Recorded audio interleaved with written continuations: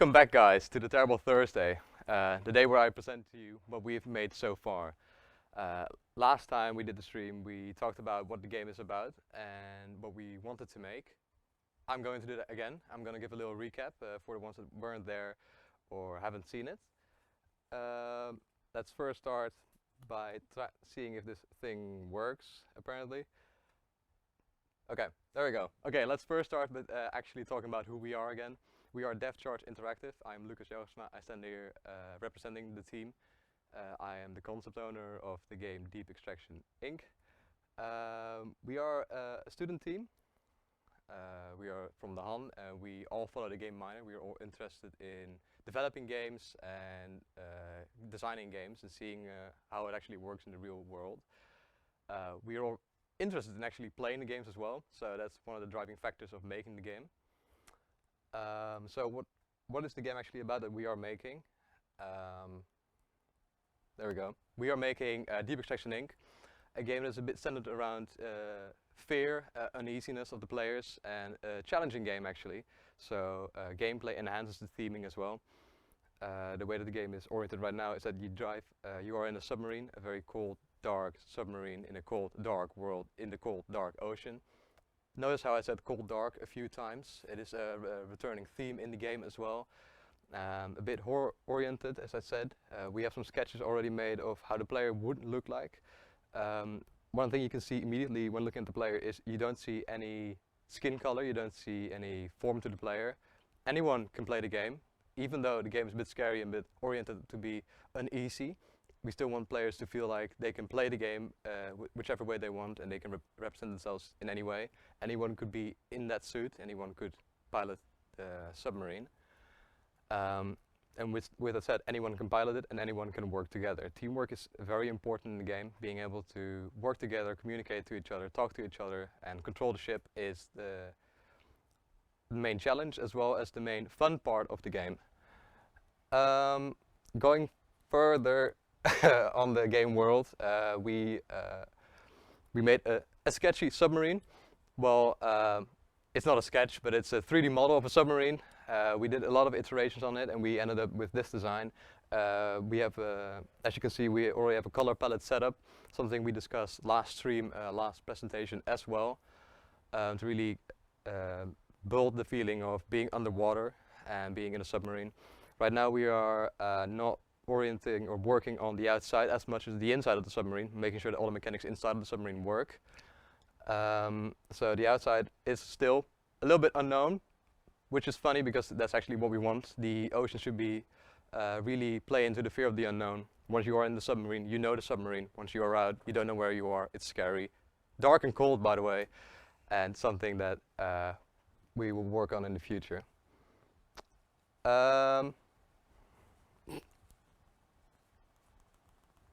It will happen soon. There we go. Okay, so when looking at the gameplay, as I said, you are in a submarine. What is a submarine? It is not just another prop in another video game where you press E to enter, WASD to move, or when you're a controller player, I don't know, left stick to move. It is an actual functioning machine. It is supposed to be a functional machine and not a menu. When there are no players, the submarine still persists. The submarine is there for you to control, and it doesn't let you do it that easily. For example, you have a control room with levers and buttons that you have to press, and you have a navigation room with a map. The person in the navigation room must communicate to the person in the control room. How about you pull that lever and go forward? Maybe don't go into that wall, and such. So that's also really plays into the theming of working together, and also a bit of the fear of not being, or the fear of being alone as well. You have to be with someone, so once you exit the ship, it's again the fear of the unknown, but also the fear of not being able to communicate, not being able to know where to go, and not having the help that you need. As I said, the machine, the submarine, is a real vehicle with diegetic interfaces everywhere. The levers that you pull are actual levers that you have to pull. Well, not that you go into your screen, but in a sense, in a game sense, it is a real world thing. Everything you see, the player sees, the character sees in the game as well. All the dials on the ship move when the ship moves and such. Before I just continue this yapping all about it, I think it's better to show where we are right now and show a little bit of a demo video of the gameplay that we have now. We set up a scene, and yeah, there you go. Yo, does this work?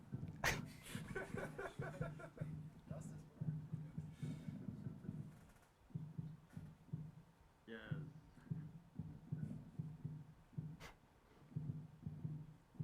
Well done.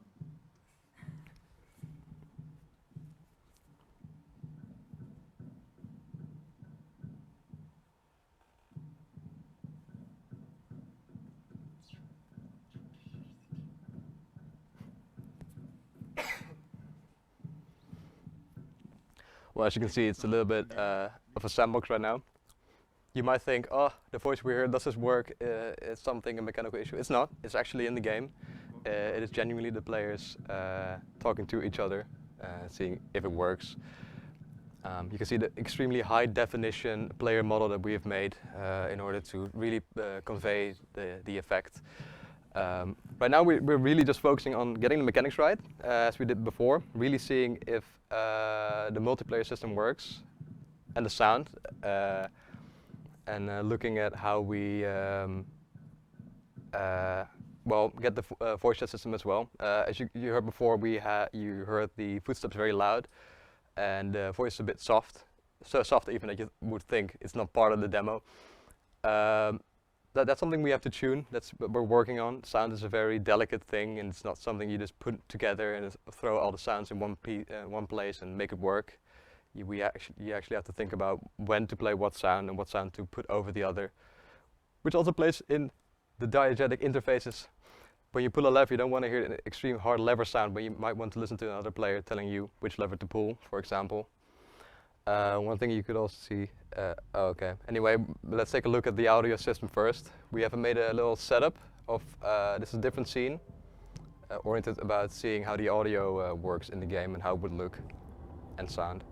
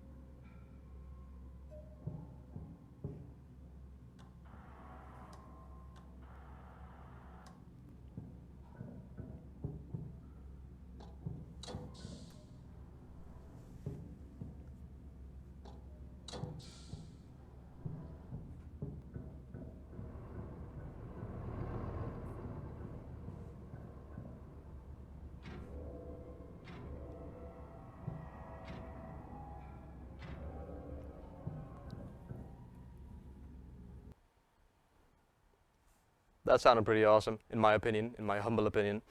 But on a real note, though, as you can see, we have it separated for now, because when you grab all the sounds, just merge them all together, it doesn't always work. It takes time and process. So making sure that the mechanics actually play in with the sound and the theming as well. And well, that's what we've really been working on so far, and that's where we are at right now.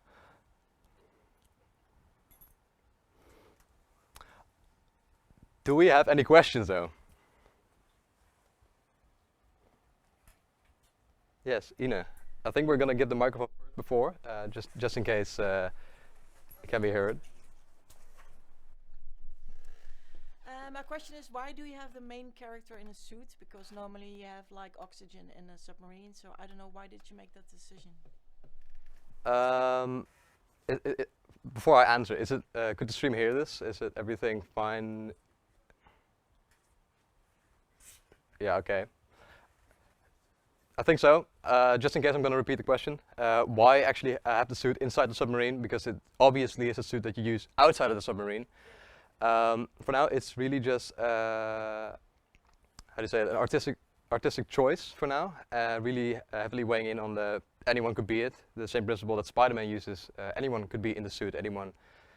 It could be a woman. It could be Well, okay, Spider-Man is a bit different than that. It could be Spider-Woman, it could be a black man, it could be an African American, Asian, I don't know, Nepali. It could really be anyone. That's what we're playing into right now. The suit looks very heavy oriented, and well, as you can see, we have a little bit. It's a lot less bulky than we have in the sketches right now, even though his thighs are really good looking and such. But as I said, it's still a work in progress. But for now, it's just artistical choice. The immersion is in the gameplay, is in the mechanics, and not fully necessary in the way it looks. That's why our ship isn't scaled or fully duplicate version of a real ship or a submarine, just like the levers. I think if we gave the game to someone who actually operates a submarine in real life, they would have an aneurysm. But someone who doesn't operate the ship and just likes to play the game and wants to feel like they control a vehicle, they will be able to still play the game and have fun with it. Does that answer the question? Yeah, thank you. Okay.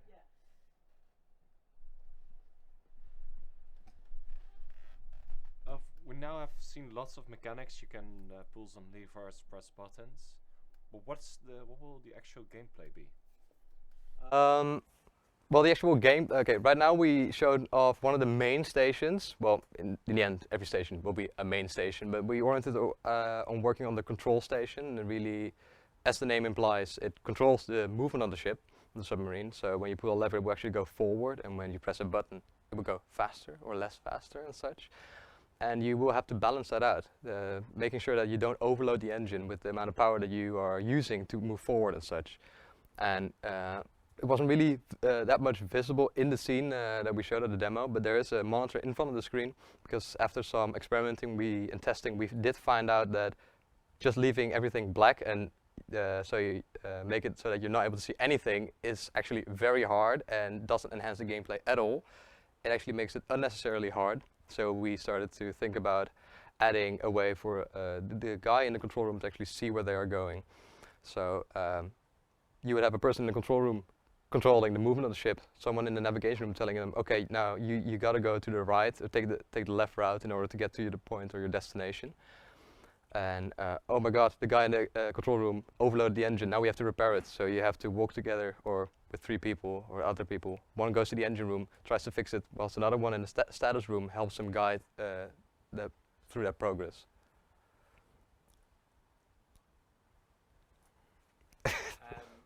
And will this be for the next sprint? Yes. Right now as we showed off the control room, we are also working on the navigation room as well. I think that's the furthest, the closest we have right now, the control room and navigation room. And whilst that is happening, we are also fully fleshing out the navigation room as well. We already had a little radar that actually works. It's a bit sad that it's hard to show in the game, but actually having an enemy on one side, the radar will show that, and it's a real, actual in-game dynamic radar. So the navigation room is something we will work on, and the engine room is already being worked on, also being revamped a little bit. Instead of just pressing E to repair the engine, actually having to do something to repair the engine, maybe switching fuses, or I don't know, filling up the oil, perchance. But yes, it is being worked on. It's something we will continue working on for the next sprint. Not sure if I can get better.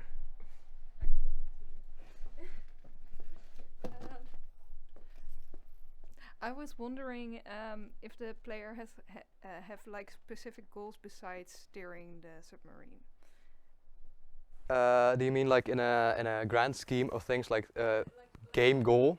Yeah, like a level-based game. So like, what are we as a team working toward when we're playing the game? Good question. Okay, the thing is that there's a story. You work for a company, very nicely named Deep Extraction Inc., by the way. A very sketchy company that you have received the submarine from. You are a crew.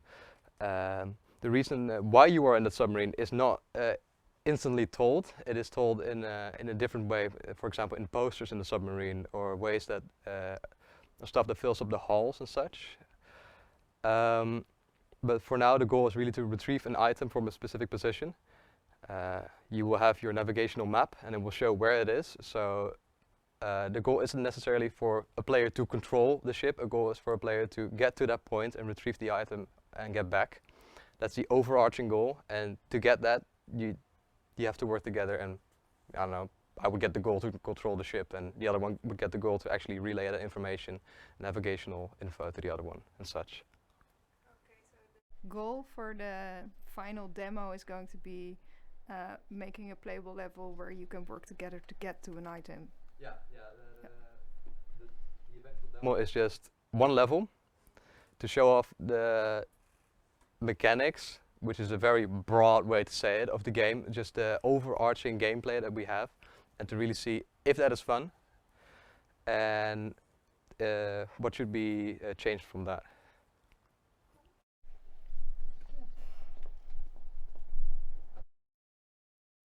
Well, there you Will the layout of the inside of the submarine be unique every time you play the game, or is it a static layout? well, it will be a static layout. Yeah, easy.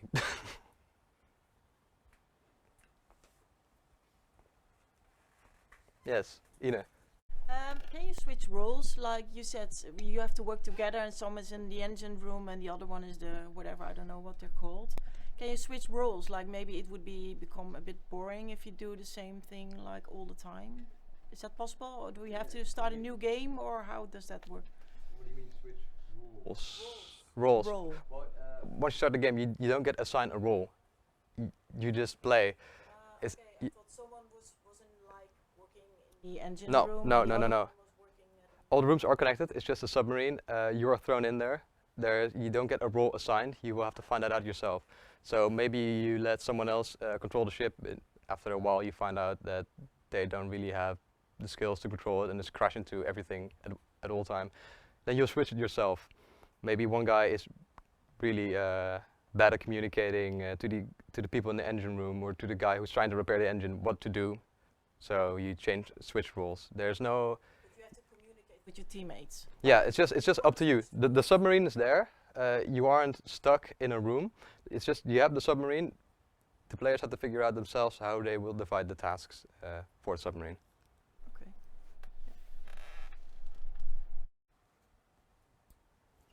Yeah, well, basically, I've got two questions, and one of the questions is more like a suggestion. Let me phrase it like a suggestion.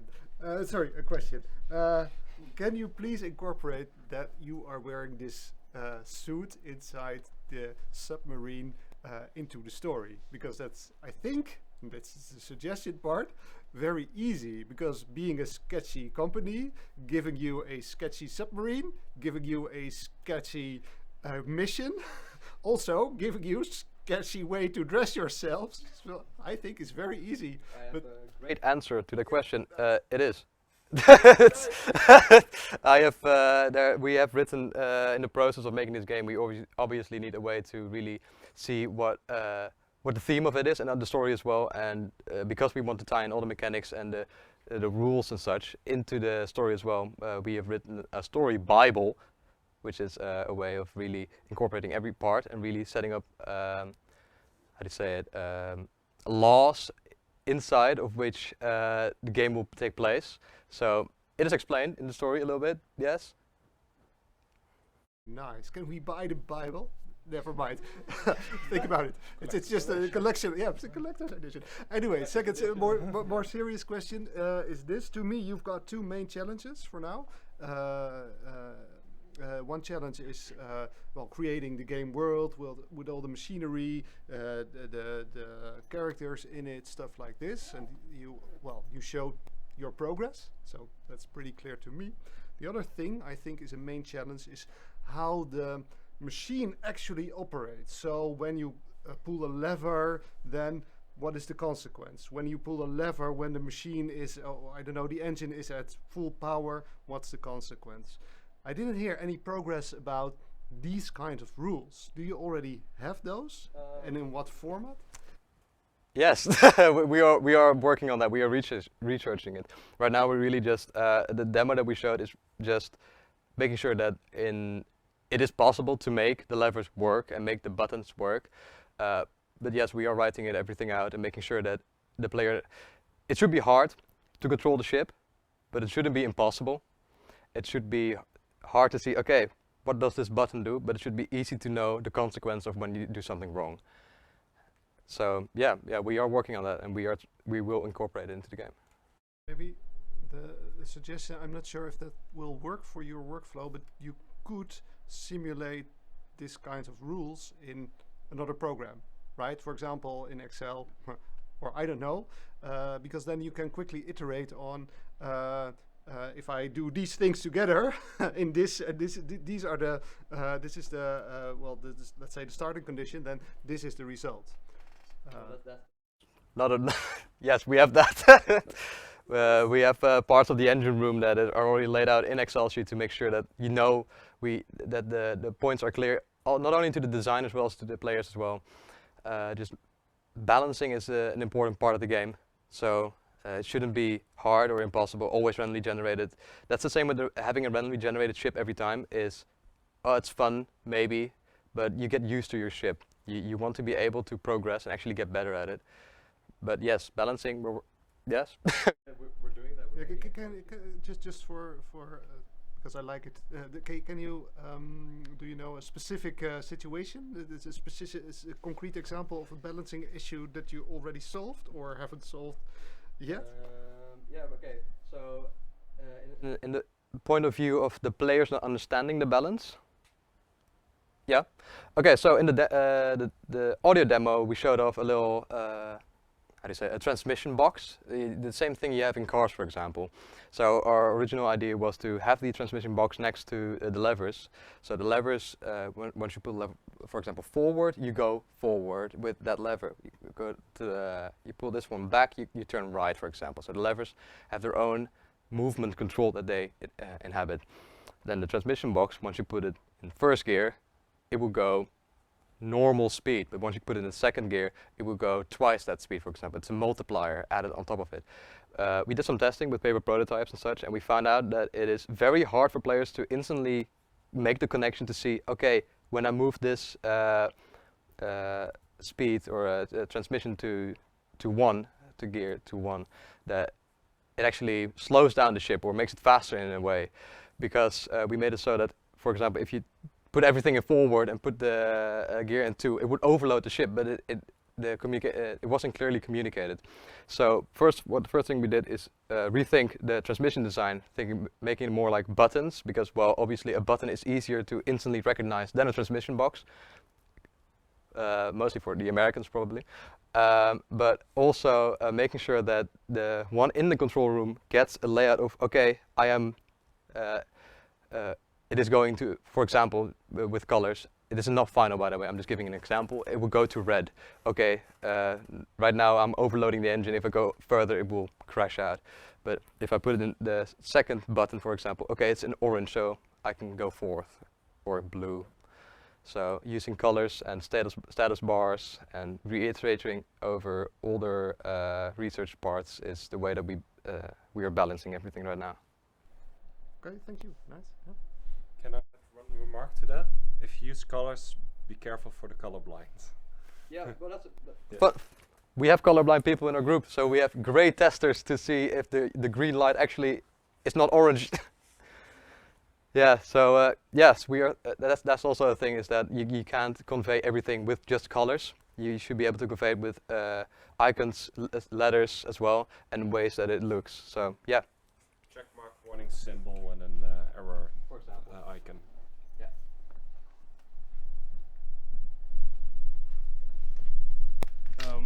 Will the game have any monsters, and if so, what will they be like?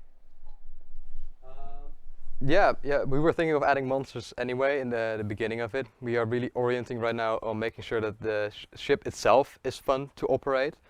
And well, as I said, we're doing a lot of tests and seeing if it's hard. And obviously, once you start you think of ideas to make the game more challenging. Oh, maybe we should add a balancing way that the engine fucking explodes when you go too fast. It makes it unnecessarily hard, and then having to add monsters on top of that could result in players actually not having fun. being more stressed about it than and finding it unfair that there are monsters chasing them as well whilst the engine is blowing out smoke. But we are incorporating monsters right now in the theme, so the sound effects in the background making it scary. The idea of there being monsters adds enough tension as it is. And we're just making sure that the submarine is the main focus point. If that is too hard or hard enough, then we'll research and see what kind of monsters we could add that would make it fun and not tedious and or unfair.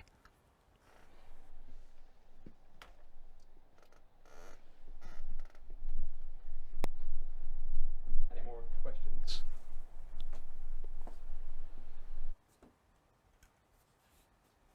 Okay. If I don't see any questions from the Twitch chat as well. No? Okay, then I think that is it.